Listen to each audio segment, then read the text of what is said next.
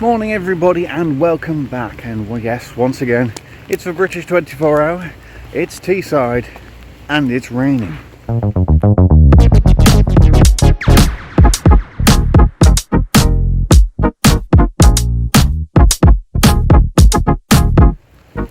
Morning everybody, how the devil are you? Are you having a good day? Are you sat in your office bored shitless right now watching this on your lunch break because you've got nothing else better to do, and you've also got an Excel file open just in case the boss walks by? Just guessing. Anyway, welcome back to Teesside. Welcome back to the British 24 hour.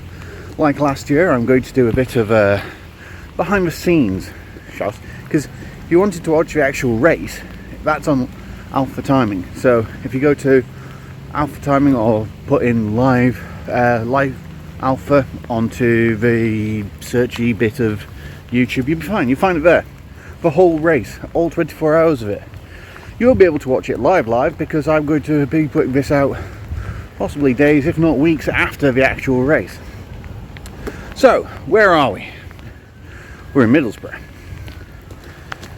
In the peak of summer, which means it's raining.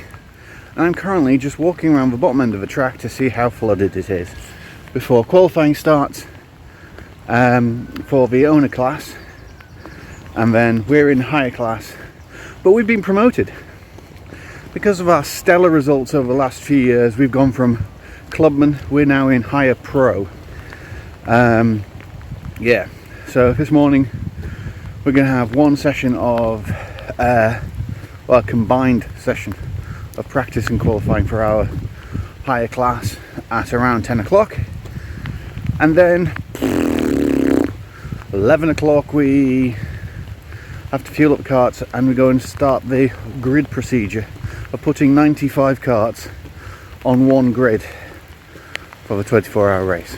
Now, for anybody who's not been here before, understands what a 24-hour race involves, it's a very, very simple concept. You've got 24 hours to do as many laps as possible. If people are on the same lap, then it is position and it is a direct kart-to-kart race. So basically, yeah, it's a big one. We have 6 drivers this year instead of 5 from last year, so it should be a little bit easier on us. I know I felt a little bit rough towards the end, and I was glad they called it early. I probably wouldn't have wanted to do my 3rd stint.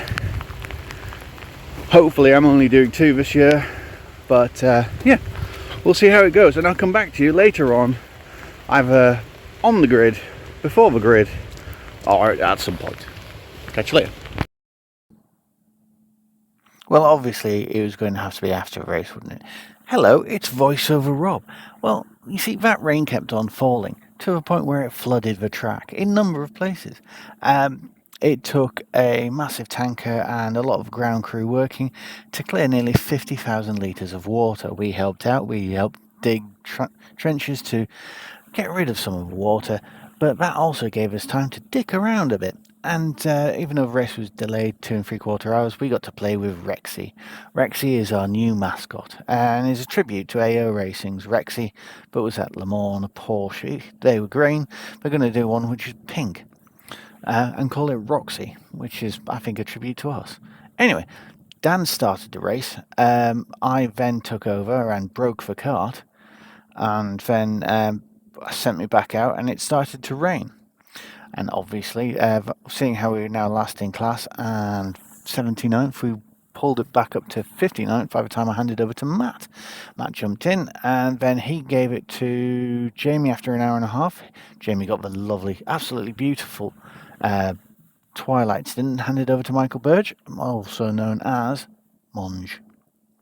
Yeah, Monge handed then over to our new lightweight driver, who is called Archie Strong, who's from British Karting Championship. Very talented fella, never done any endurance karting before. He handed over to back to Dan.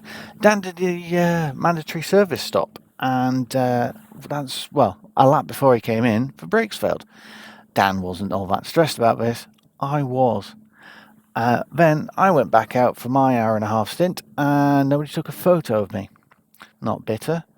I handed over to Matt when the daylight arrived, and he wasn't very comfortable but enjoyed it. He handed over to Archie for a little bit.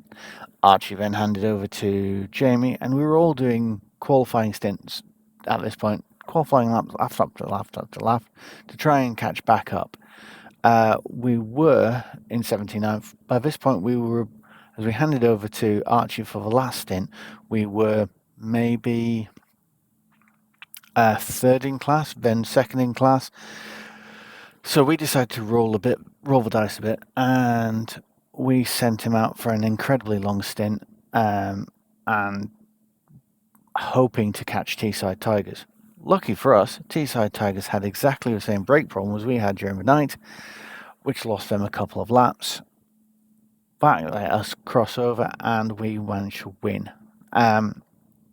We didn't do our final fuel stop, and they did, giving us the win.